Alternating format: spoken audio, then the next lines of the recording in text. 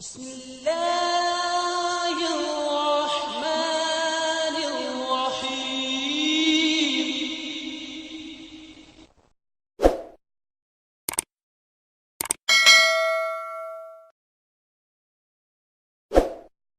आता हूँ और मोहतरम मौलाना शेख मुजाहिद अहमद साहब शास्त्री से मेरा ये सवाल है कि जिस तरह हम प्रोग्राम में हस्ती बारी ताला के ताल्लुक़ से दलाइल पेश कर रहे हैं और दहरियों की तरफ से जो एतराज़ात होते हैं उनके जवाबात भी देने की कोशिश करते हैं, तो अक्सर ये भी पूछा जाता है कि अल्लाह ताला को मानने से हमें क्या फ़ायदा हासिल होगा। तो मैं आपसे ये जानना चाहता हूँ, चूँकि हम इस्लामी मौक़िफ़ को पेश कर रहे हैं, तो इस्लामी तालीमात की रोशनी में खुदा ताला पर ईमान लाने के क्या फ़वाइद हैं, इसके बारे में हमारे नाज़रीन को कुछ तफ़सील बताएँ। जज़ाकुमुल्लाह अहसनुल जज़ा। इंसान के जो भी अफ़ाल आमाल होते हैं और उसके हरक़ात होते हैं, उसकी बुनियाद उसकी नीयत और उसका अक़ीदा होता है। जिस किस्म की वो नीयत और अक़ीदा रखता है उसी के मुताबिक उसके आमाल अमल करता है। यही वजह है कि इस्लाम जो तमाम मज़ाहिब में सबसे अफजल मज़हब है, इसने इंसान के बुनियादी तौर पर पहले अक़ीदे को दुरुस्त किया है और अक़ाइद में से भी सबसे पहले अक़ीदा तौहीद के मुतल्लिक़ वज़ाहत से बयान किया है।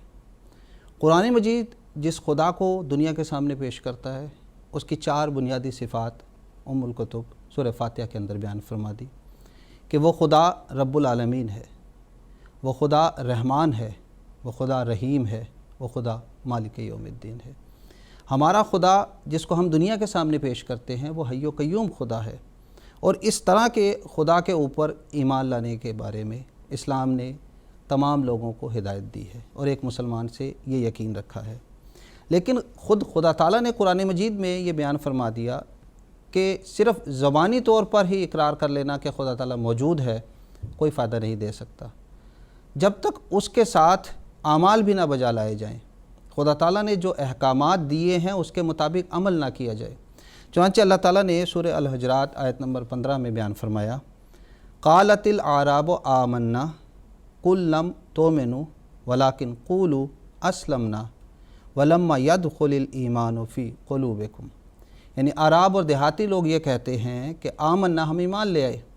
उनके जवाब में हज़रत सल्लल्लाहु अलैहि वसल्लम को बताया जा रहा है कि आप कहते हैं कुल लम तुमिनु, कि इनको भी बता दो कि अभी तुम ईमान नहीं लाए।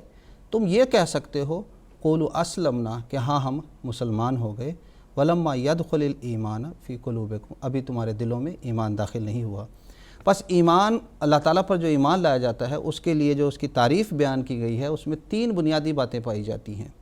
अव्वल अल ईमानो इकरारुम बिल लिसान, यानी ज़बान से इकरार करना।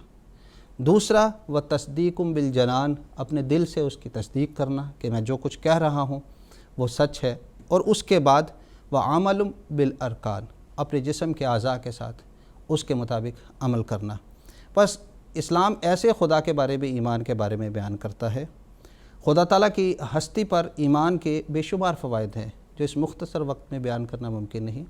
आज का प्रोग्राम चूँकि हज़रत मिर्ज़ा बशीर अहमद साहब MA की तसनीफ़ हमारा खुदा के हवाले से है, तो अब सबसे पहले जो इब्तदाई बातें, यानी खुदा पर ईमान लाने के नतीजे में ईमान में तरक्की होती है, मार्फत में तरक्की होती है, खुदा ताला की ताईद व नुसरत हासिल होती है, और उससे भी बढ़कर इंसान अपने अब्द होने के हक़ को अदा करता है। इन तमाम अमूर को छोड़ते हुए मैं इस बात को बयान करना चाहता हूँ कि माक़ूली और अक़ली तौर पर जो लोग खुदा ताला को अभी नहीं मान रहे, उस पर ईमान नहीं ला रहे, उनको खुदा ताला की हस्ती पर ईमान लाने के क्या फ़वाइद हासिल हो सकते हैं, जो कि आम तौर पर ज़रूरी है जिसको जानना। तो सबसे बुनियादी और बेहतरीन और अव्वल जो फ़ायदा है जो खुदा ताला की हस्ती पर ईमान लाने के नतीजे में होता है वो ये कि एक मोमिन आलमगीर अख़ुवत और भाईचारे के जज्बे से सरशार हो जाता है।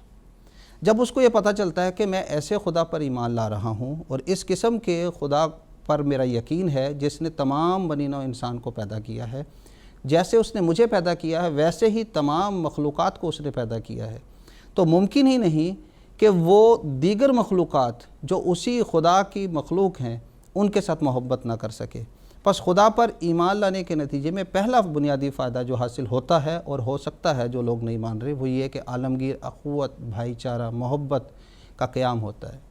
दूसरा जो खुदा पर ईमान लाने का सबसे बड़ा फ़ायदा होता है कि इंसान बदी के, बुराई के इर्तिकाब से बच जाता है। جب مجھے اس بات کا ادراک ہوگا اور میں اس بات کو اچھی طرح جانوں گا کہ میرے اوپر ایک اعلیٰ ہستی ہے، وہ ہستی جو علیم ہے، وہ ہستی جو خبیر ہے، وہ ہستی جو دیکھنے والی بصیر ہے، تو میں برائیوں سے بچوں گا۔ تیسرا بڑا فائدہ جو خدا تعالیٰ کی ہستی پر ایمان لانے کا ہے وہ یہ ہے کہ جب انسان اللہ تعالیٰ کی ہستی پر ایمان لاتا ہے تو پھر وہ اس کے اچھے اخلاق کو اپناتا ہے، خدا تعالیٰ کی صفات حسنہ کو اپنی زندگی میں عمل کرنے کی کوشش کرتا ہے، اس پہ نیکیوں پر ترغیب ہوتا ہے۔ اور چوتھا بڑا فائدہ جو آج کے سائنسی زمانے کے لحاظ سے بڑا ضروری فائدہ ہے وہ یہ ہے کہ حقائق الاشیاء کا فائدہ ہے۔ جب انسان اللہ تعالیٰ کی ہستی پر ایمان لاتا ہے، اس نقطے کو میں ذرا کھول کر بیان کرنا چاہتا ہوں، تو اس کو یہ یقین ہوتا ہے کہ دنیا کی تمام چیزیں اللہ تعالیٰ نے کسی مقصد سے پیدا کی ہیں۔ جس طرح ابھی پہلے محترم مولانا صاحب نے فرمایا کہ یہ دنیا لہو لب کے طور پر نہیں بنائی گئی، یہ دنیا کا ایک مقصد ہے اور ایک ترتیب ہے، اس کی ایک غرض ہے۔ جب اس عقیدے کو انسان اپنا لیتا ہے، اس کو سوچ لیتا ہے، تو پھر وہ ان غرض و غایت کو جاننے کی کوشش کرتا ہے، اس پر تحقیق کرتا ہے اور ریسرچ کرتا ہے۔ اس ریسرچ کے نتیجے پہ دنیا میں حقائق الاشیاء کے ایک کے بعد ایک نئے مضامین کھلتے چلے جاتے ہیں۔ پانچواں بڑا فائدہ جو ایمان باللہ کا انسان کو حاصل ہوتا ہے وہ یہ ہے کہ اس کو اطمینان قلب حاصل ہوتا ہے۔ آج کی دنیا کا سب سے بڑا المیہ یہی ہے کہ آج دنیا نے بہت زیادہ ترقی کر لی، سائنس کی ترقی بے انتہا ہو گئی، انسان چاند پر چلا گیا، منگل پر چلا گیا اور وہاں جا کر پانی کی تلاش کر رہا ہے، لیکن اس کے دل کا سکون غائب ہے۔ قرآن مجید میں اللہ تعالیٰ نے اس بات کو بیان فرمایا ہے سورہ الرعد آیت 29 میں کہ الا بذکر اللہ تطمئن القلوب، یعنی اے انسان تو چاہے جتنی مرضی ترقی کر لے، اگر دل کا سکون چاہیے، اگر تجھے امن اور شانتی کی تلاش ہے تو پھر اس خدا کی ہستی کے ساتھ اپنا تعلق جوڑ لے۔ اور یہ وہ بنیادی نقطہ ہے جو اسلام دنیا کے تمام مذاہب نے شروعات میں یہی پیش کیا۔ میں وقت کی رعایت سے، چونکہ ہندوستان میں یہ پروگرام ہو رہا ہے، صرف حضرت کرشن کا ایک شلوک آپ کے سامنے رکھنا چاہوں گا، جہاں آپ نے گیتا ادھیائے 18 میں اور شلوک نمبر 61-62 میں یہ بیان فرمایا ہے کہ ایشور سرو بھوتانام ہردیش ارجن تشٹھتی برہمین سرو بھوتانی ینترارونانی مایا تمیو شرنم گچھ، کہ وہ ایشور جو ہے ہر ایک کے دل میں موجود ہے، اس تمیو شرنم گچھ، اس کی پناہ میں چلے جاؤ، سرو بھاوین بھارت، اپنی تمام توجہات کے ساتھ۔ اس کے نتیجہ کیا نکلے گا؟ تت پرسادات شانتی ستھانم پراپسیسی، کہ وہ شانتی کے ستھان یعنی اسلام اور امن میں آ جاؤ گے۔ اور یہ وہ بنیادی نقطہ ہے جو تمام مذاہب کی اصل تعلیم میں پایا جاتا ہے اور جس کو افضل اور بہترین طریقے سے قرآن مجید نے ہمارے سامنے پیش کیا ہے۔ ناظرین کرام، آخری بات جو آپ کے سامنے رکھنا چاہتا ہوں کہ یہ زمانہ بانی اسلام حضرت محمد مصطفیٰ صلی اللہ علیہ وسلم کے روحانی فرزند سیدنا حضرت اقدس مرزا غلام احمد صاحب قادیانی کا زمانہ ہے۔ آپ نے اپنی بعثت کا بنیادی مقصد یہی بیان فرمایا کہ میں دو ہی عظیم الشان مقاصد لے کر آیا ہوں۔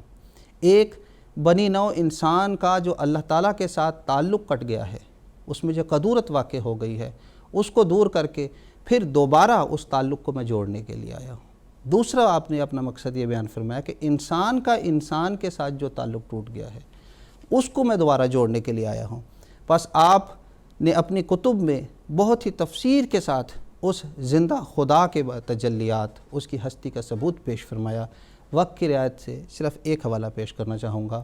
حضرت مسیح موعود علیہ الصلوۃ والسلام بیان فرماتے ہیں، سچی خوشحالی کا سرچشمہ خدا ہے، پس جو اس حی و قیوم خدا سے بے خبر ہیں بلکہ لاپرواہ ہیں اور اس سے منہ پھیر رہے ہیں تو سچی خوشحالی ان کو کہاں نصیب ہو سکتی ہے۔ مبارک ہو اس انسان کو جو اس کا راز سمجھ لے، اور ہلاک ہو گیا وہ شخص جس نے اس راز کو نہیں سمجھا۔ کشتی نوح کے یہ حوالہ ہے۔ اور آخر میں پھر یہ کہنا چاہوں گا کہ ہمارے پیارے حضور سیدنا حضرت خلیفۃ المسیح خامس اید اللہ تعالیٰ بنصر العزیز بار بار اپنے خطابات اور اپنے تقاریر میں اس طرف دنیا کی توجہ دلا رہے ہیں کہ اگر دنیا نے امن میں آنا ہے، تیسری عالمگیر جنگ سے بچنا ہے اور امن میں اور اطمینان قلب حاصل کرنا ہے، تو اس کا ایک ہی حل ہے کہ اللہ تعالیٰ کے ساتھ اپنے تعلق کو مضبوط کرے، اس خدا کو پھر اس کے ساتھ تعلق جوڑے جو اپنی زندہ تجلیات کے سامنے دنیا کے سامنے پیش ہے۔ اللہ تعالیٰ ہمیں توفیق دے کہ ہم صحیح رنگ میں اللہ تعالیٰ کے ساتھ اپنے تعلق کو مضبوط سے مضبوط تک کرتے چلے جائیں. جی جزاک